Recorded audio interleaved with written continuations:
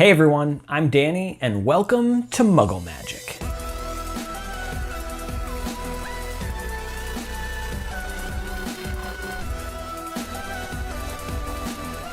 If you couldn't tell by my Marauders map video, my Diagon Alley map video, or my Goonies map video, I love maps, and I love to make reproductions of maps. So, in this video we're going to be making Newt Scamander's map from Fantastic Beasts and Where to Find Them. It's Mappa Mundi, I think Mundi, maybe Mundi, but I think it's Mundi. So anyways, Mappa Mundi, and Mappa Mundi is basically any map from the Middle Ages. So I'm guessing this map might be kind of old, or maybe they just still refer to it as a Mappa Mundi in the wizarding world in the 20s. Regardless, you can get like the official map from this if you get the Fantastic Beasts and Where to Find Them Case of Beasts book. And this thing is awesome. It has just a whole bunch of things, lots of nice pictures, but then it also has like things like this map. It also has a couple of wanted posters, a Makusa map, a whole bunch of really cool stuff. I got mine for like $17, I think, at Barnes & Noble, maybe $15 even. It was on sale, but I'll link this in the description box to Amazon. So yeah, if you want to get your hands on the actual official map, you can get it there. If not, I'm supplying my templates for free, and you can just make yours here. It's not gonna look quite as good as the official, obviously, but it's as close as I can get it. You can find a list of supplies you're gonna need, as well as the free downloadable templates in the description box below, and let's get started. First, obviously, you want to download and print the templates. I printed mine on 11x17 paper. You can print yours on A3 paper, which is also basically 11x17, or A4 paper, which is 8.5x11. And I have templates for 11x17 and 8.5x11 in the description box.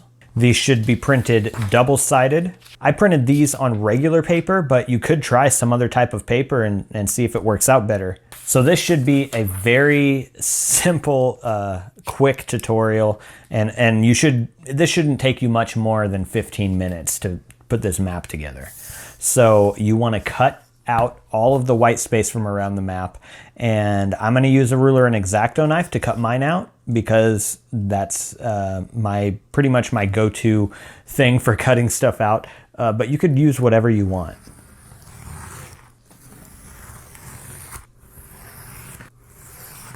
Now, once you're done with all your cutting, you should have 4 pieces of paper, 4 basically pieces of the map. Unless you printed the A4 or 8.5x11 templates, then you're gonna have 8 pieces. But the idea is the same. We're gonna glue them together. And so the templates, I have left about 1 inch of overlap around on each side. So you're just going to basically, line it up as best as you can, and we're going to glue it together. So I suggest probably lining it up first, just so that you see exactly how it's supposed to be. So this is pretty much perfectly lined up right here on this seam. You can barely even tell that there's a seam there. And then what I do is I'm gonna hold this down, and I'm gonna find on the other side right here where you can see where the underlying paper is, and I'm just gonna put a tiny little crease right there. So now I know that this is the part right here where I creased that I need to put glue right on the back of this. So I'll get out my scrap paper so I don't get glue on my table. I'm just going to use a glue stick because it's cheap and easy and it works. And now it's just a matter of lining this up again. And you want to get it as close as humanly possible. Unless you're a wizard, then you probably don't even need to make this. And it looks kind of strange. It looks like there are parts for some reason that aren't quite lining up, but it's probably just because my paper is a little bit uneven. So now I have the very top half of the map right here, and then I'm going to make the bottom half of the map next. So same idea, go ahead and line this up. So now I'm gonna fold it over and make a small crease. You don't want to fold it very tightly on these crease marks that I'm talking about. You just want to kind of put a small crease just so that you sort of have a little bit of a guideline as to where the glue needs to go. And then again, we're just going to line it up best as we can and glue this down. And as you're gluing, you might get a small crease somewhere.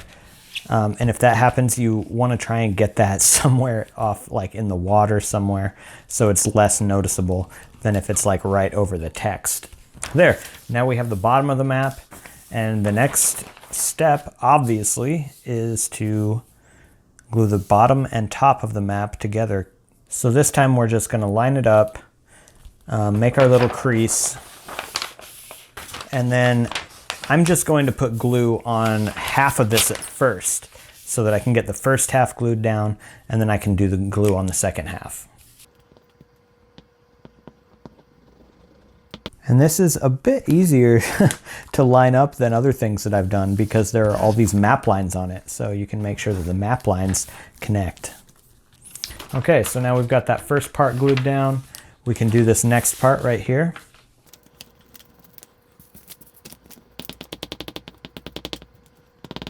And again, we're just going to want to make sure all these little map lines line up as best as we can. And then we can flip it over, make sure all the back is all glued down. If there's ever a spot you find that's not quite glued down right, you can just, you know, fix it right when you're there. And that is your Newt Scamander map. This is pretty big. You could probably frame this and hang it on your wall or something. Or if you want to just carry it around with you, if you're cosplaying as Newt Scamander or dressed up as him for Halloween or something, this would be a perfect prop to carry around. It also goes nicely in his suitcase if you have like a DIY Newt Scamander suitcase or something.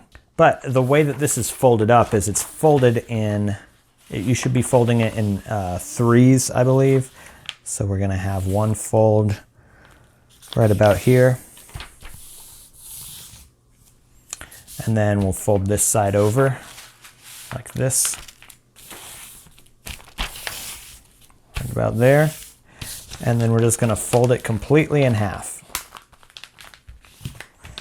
Now, I don't know if this is the way the map is 100% supposed to be folded, but this is how it's folded in the book I was telling you about, The Case of Beasts. So there you go. That is how you make the Mappa Mundi by Wiseacre's Wizarding Equipment. And just for some comparison, because I know a lot of you have been wondering about my home printer. So this map that I just made, I had printed through a service, and they use a laser printer. So this is what it looks like on a laser printer. But I also created one on my home printer, which also prints up to 11 by 17 paper. As you can see, it still looks really nice.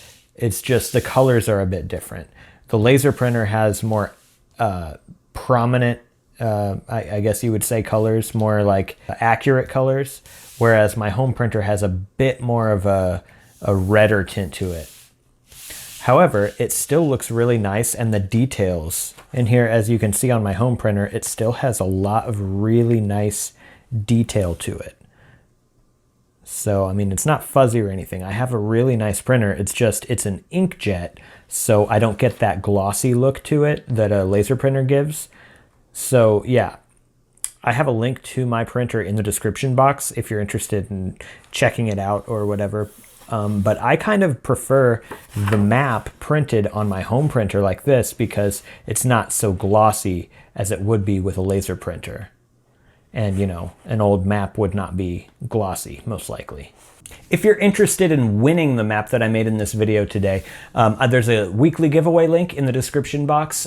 There's also a couple other giveaways going on right now on my channel. I've got my 40K giveaway, which is for a Muggle Magic mystery box. This has 7 mystery items in it, 2 of which I have not yet released on my channel, and I'm not going to release them until after the box is won and received. Another one is the September 2018 Geek Gear Wizardry box. This is a subscription box by Geek Gear, and this is the Hufflepuff box. So if you're interested in either one of those, there are links in the description to those giveaways as well. I also have a giveaway to announce for the Halloween Quibblers, and this was the Halloween themed Quibbler that I created. The content in it was written by a lot of my patrons on Patreon, so I thank you guys so much for that. And I designed the entire interior of this and exterior. It's completely original design. And since I got 700 likes on that video, I'll be giving away 2. So the winners are Ariel Smith and Yevgeny Pokutny. Congratulations, and I've sent both of you emails with instructions on how you can claim your prizes. Remember, I get a lot of ideas for these DIYs that I do from your comments. So if you have an idea for something that you want to see me do in the future, definitely leave a comment below and let me know. If you're interested in seeing more DIY videos having to do with Harry Potter and more, go ahead and subscribe to my channel if you're not already. All right, that's it for today. Thank you so much for watching, and I'll see you in the next video.